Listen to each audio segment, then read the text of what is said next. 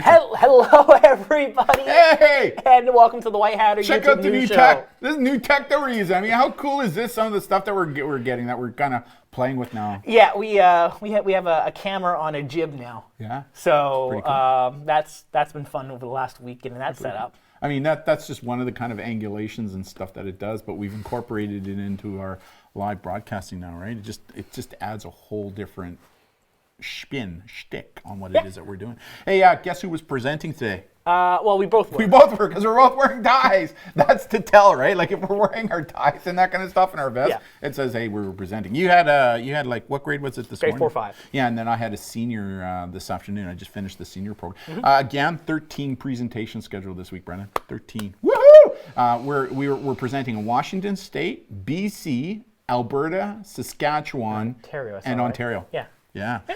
Ontario, I think it's the RCMP this week, or is it next week, or is it the school? Anyways. White Hatter International. Well, I guess more so North America. Kind of cool. So what we got on the show? Let's get into the news. In the news, we got some good stuff. First topic is, well, Facebook hasn't exactly had a great week.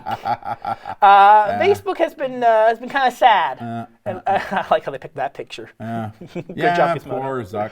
A little bit of a poke going on there. So, too bad, Zucks. Just 4% of U.S. users of iPhones let apps track them after the iOS update. So it's finally here. Ding, ding. Let the fight begin, right? So if you're not aware or you haven't caught up on our previous shows, Apple in the latest update is working on a system where you prevents apps from tracking you and collecting all your data unless you allow them. But you get a pop-up that says yes or no. Yes, and so only 4% are saying yes.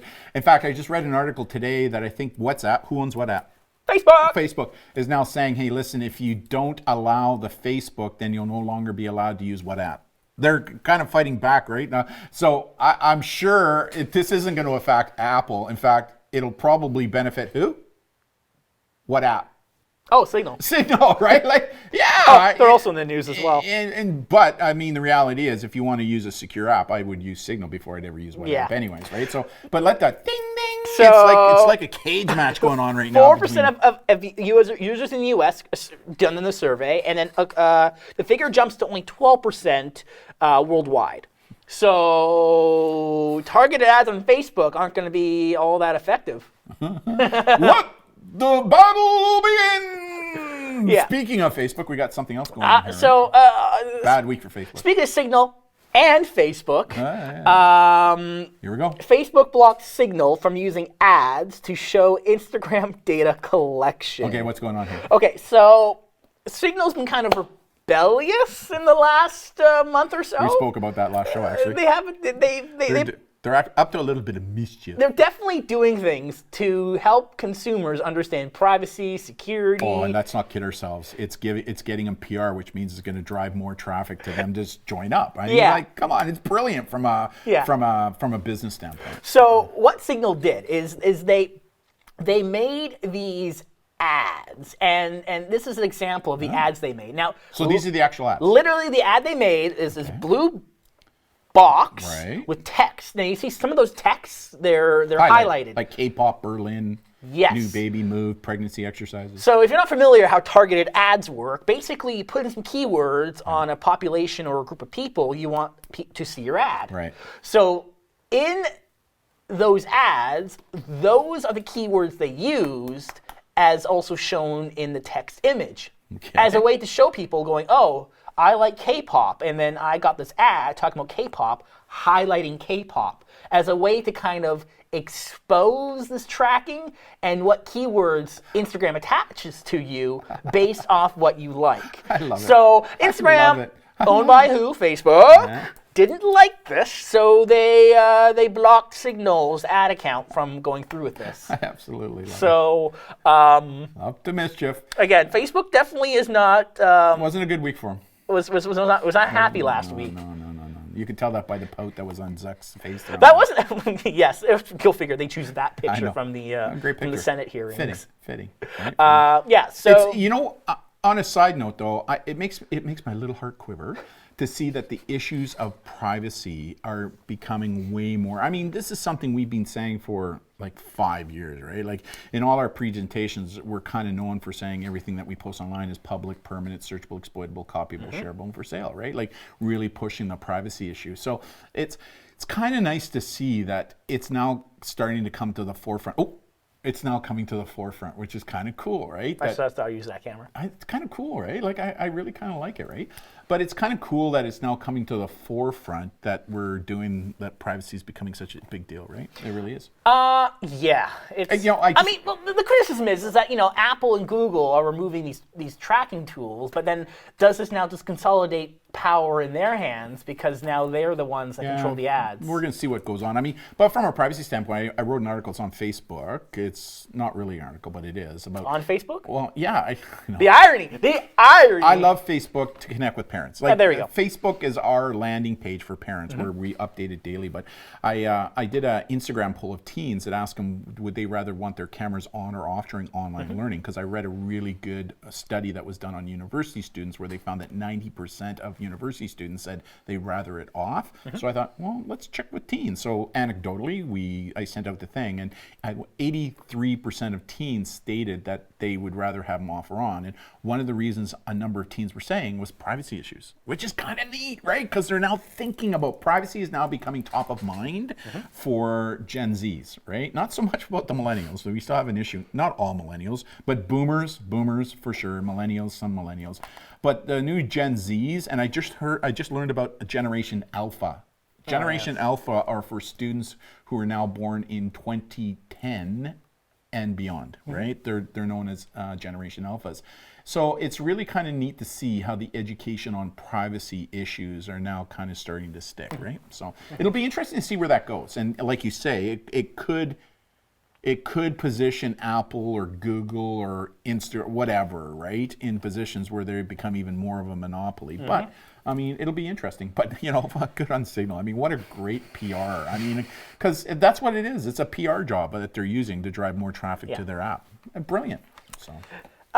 Next in the news is a piece of research. I have Signal, by the way. You do, yes. Yeah, I do. Next in the news is a piece of research that was shared in the media last week talking about the privacy and security risks around recycling phone numbers. Oh. Now, did you know that phone companies, when you get a new phone number, they actually recycle old ones? I do. That can become problematic, there's only a finite number of phone numbers. Yeah. That's why recently, past several years, you had to put your area code with the phone number because they were running out of phone numbers, right? So, but I think we're now going to get to the point where the area code isn't going to be, you're going to have to give a country code, so like 1 or 2, and then your postal code, and then the phone number because of that very reason. But yeah, I know that phone companies are recycling. Now, why? What's this article about? This is interesting because, phone numbers are important because why? Well, we'll use phone numbers maybe to register as a password recovery type of tool or to... See, that's the issue. So there is a possibility, a thought process that a lot of people attach their phone numbers to recover their accounts. Like, oh, you forgot your password? It sends you a text, confirm who you are. Yep. But let's say you're someone and you've had an online account for how many decades? Maybe your phone number's attached to that. Yep. Maybe you've changed your phone number 5 times. I see where you're going with this. Your old phone number, which is still attached to your account, is now given to some other person. Yeah, I see where you're going. So that could be a future problem. One potential hack, unlikely unless a hacker buys all the phone numbers, but I mean, you could buy the lowest cost phone plan and then get a bunch of numbers and see what phone numbers are attached. Because a lot of people use it for two-factor authentication. Exactly. Right? So in the research, what they found, the quotes were, they sampled 259 phone numbers for new subscribers, and from 2 major carriers in the United States. And they found 171 of them were tied to existing accounts on popular websites. And furthermore, 100 out of 259 of the numbers were linked to leaked login credentials on the dark web that were leaked. So you can see how, based on this small sample, there is a potential that old numbers can be a risk to you. So is this a reason why we shouldn't really be using our phone number for two-factor authentications? Or Yes. what are your thoughts on this? I completely agree. Two-factor authentication via phone number is the weakest security addition you can add. It's better than nothing. It's better than nothing. And we'll talk about that with Google coming up, right? Yeah, two-factor authentication is great. Text-based, it still is great, but it is the weakest level. So what do you recommend instead? Because two-factor authentication is a good thing, right? A lot of two-factor, there is the ability to do two-factor via your smartphone. So you can download an app via the Google Authenticator, the LastPass Authenticator. There's a lot of authenticator apps out there that generate a digital recurring token is what they call it, and it's a number that changes every minute, and then that's your two-factor number. You got to verify who you are because you have to have access to that digital token that changes all the time. Right. So that is by far the securest, safest method to ensure two-factor authentication because one, the phone number, it could be recycled if you change your phone number later on, and maybe your phone number gets ported to someone else's phone, which we see that happening in hacks a lot. It's actually really easy, as we talked about in a previous news show. We did. So we did. Interesting at the very least. Very interesting, actually. Very interesting. And this kind of gets into the next news topic, which was Google plans to automatically enroll users in two-factor authentication soon for those accounts that qualify and have the right information to have it enabled. That's a good thing, though, right? It is a good thing, yes. But again, if people opt for the cell phone number-based two-factor authentication, that can create issues because one issue is, let's say you lose your phone in the bottom of the ocean. Right. Well, now you have to call your phone company, get a new number, get it ported, or a hacker steals your phone number, not unheard of, happens a lot, or old ones recycled. Yeah. So it is great. Better. It's better. It's better, but it's not perfect. Nothing. So if you are prompted by Google because it's now forcing you to enable two-factor, can you opt out of it? it's yet to be determined. Because you'll see what's happening now is that Google's asking for your phone number to verify who you are and whatnot. I've seen that a couple times, and I don't verify it, right? Yeah, so I mean, you don't have to put your phone number in, which means when this time happens, if it does actually go through, as it's still in the works, but Google has been making moves and getting people ready for this. So my question to you then is, would you still prefer people who are watching us right now to use an app-based two-factor authentication as the primary rather than this? Considerably, yes. Okay. Yes, if you're required to do two-factor, using a phone number, it's better. It's not great. Use the Google Authenticator app, the LastPass Authenticator app, Gotcha. or the other ones that are out there. There you go. Might be complicated to some people. Let's do the other camera shot. Let's do the other camera shot. Camera shot? Yeah. There you go. So what do you think? What do you think on this one? So go with the two-factor authentication app. So like LastPass or Google Authenticator. Yes. Okay. That makes Yes. sense. Next one. And the next article is love that the camera one shot. you added is Yeah. from the Intercept, talking about your car spying you, and the Customs and Border Protection Services may be able to have risk to it or access. It was an interesting article. It's nothing new to us. We actually did a little YouTube. Remember, we were on a trip down the States and we rented a car. And we decided to go into the dash and have a look, and all the previous people had plugged in their phones. Yeah, Remember that? that's just what we gathered from the dash. I know. Now, apparently, according to the article, looks like Customs Border Protection, the United States, has been purchasing some tools that allow data dumping of the information deep inside the vehicle's computer. Yeah, every car has a black box. Like the accident reconstructionists have been using this for years, right? Where they plug into the black box and it'll tell them the speed of the car at impact, where the brakes applied, where seat belts on, was a signal being used. I mean, it's just amazing. But there's other information that can be pulled from the car, right? Yes. And then what's some of that other information? According to the article, when the vehicle lights are on or off, which doors are open, at what time, at locations, the gear shifts, odometer readings, ignition cycles, speed logs. In the example they gave, we had a Ford Explorer. They tested. They were able to pull out from 70 phones, call logs, contacts, and messages. So this is interesting because, as we know, a lot of law enforcement having issues bypassing the encryption security on these smartphones. But what if you plug your phone into your car system, and your car system that you give access to now pulls the data, because you unlock it, it pulls the data from your phone into the car's computer. I also see, not just for law enforcement, I see this maybe being used now for espionage, for business espionage, right? Where a competitor will find a competitor's car and the guy goes in and they go in and plug in, right? It has happened where cars were able to unlock remotely because of the signals. But corporate espionage. I also see bad actor criminals maybe doing the same thing to obtain information. Like it's very interesting. Again, I don't necessarily think when these systems were built into the cars that they were built with privacy and security as its foundation. No. It's quite clear. But the whole question is about when it comes... we're moving again. I love this. I love this shot. But when it comes to like the reconstruction, I mean, you can't encrypt the black box because that would make the reconstruction very difficult. I know. So that has a very interesting concept. Wouldn't it be interesting to dump Tesla's box? I mean, because Tesla has got everything in it is computerized, right? So. Well, it'll be interesting to see what happens if Apple comes up with their car, as people have been hypothesizing for decades now. Do you think I think I might buy the Apple car over that Tesla truck. Okay. Right? I'm just saying. I want an e-car. I really do. Like I think the truck's heavy enough. You can put it on your taxes for business use. Well, I'm hoping maybe to move our property to full solar in the next 5 years. Yeah. Right? And to get off, I mean, that's what I'm thinking. And, you know, part of that, we don't do a lot of driving now that we're doing everything virtually.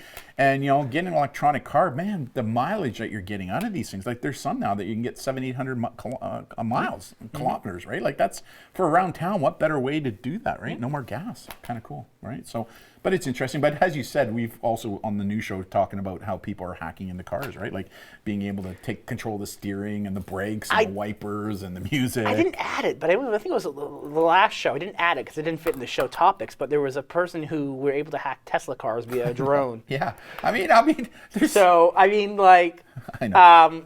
Yeah, it's interesting. I know. Certainly. Very much so. What else we got going? Last topic today is Twitter rolls out improved reply prompts to cut down harmful tweets. Yeah. So this is another... That's a good idea. We talked about it previously, but it looks like they're improving upon it and adding more features to it. So if you didn't attend our show when we talked about this, is that Twitter's implementing a system that if it detects your tweets might be a little too spicy, it'll go, are you sure you want to send this? You know, it's the distribution effect of the internet, right? Where people are more likely to say and do things behind a screen, be it a phone, or that they would never say face to face with somebody else, right? So the distribution effect, and that's one of the things why we say don't let your emotions cause a social media explosion. So it's far too easy to kind of type something out and send it.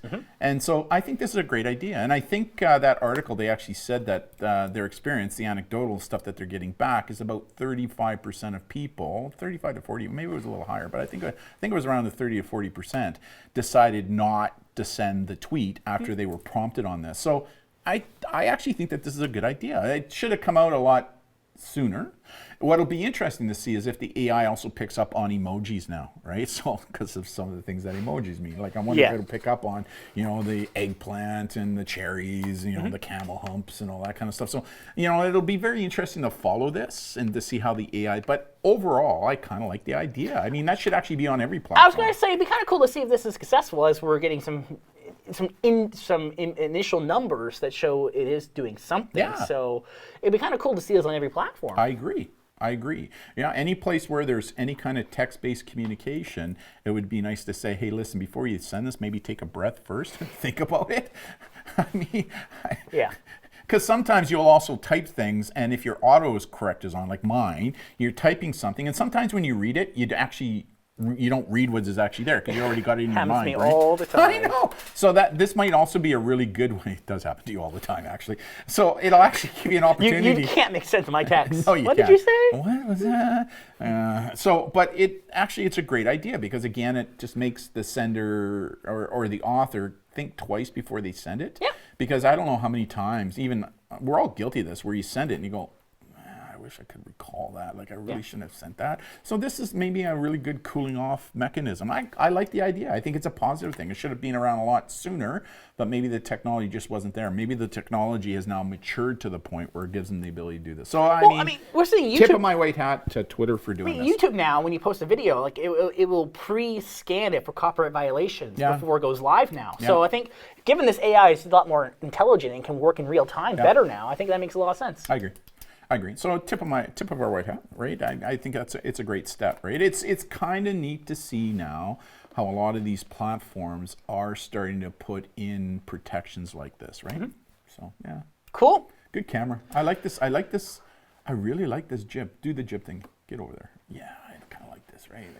It just adds movement. It adds a whole different perspective on what we're doing and how we're doing it. I mean, it's kind of cool, right? So kids are loving it. Yeah, we're still playing and improving it, but it's definitely been a fun toy to add to our live productions, and as we're just trying right now. And I mean, the camera that we're using with it too.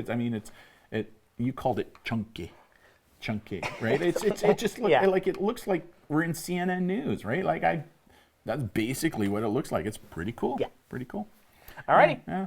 So from the White Hatter team, thank you all. Like, which camera do we look at, right? Let's look at this one. From the White Hatter team, thank you for joining us as we are developing our studio into something a lot more. Thank you for joining us on our YouTube news show, and we'll see you again next week.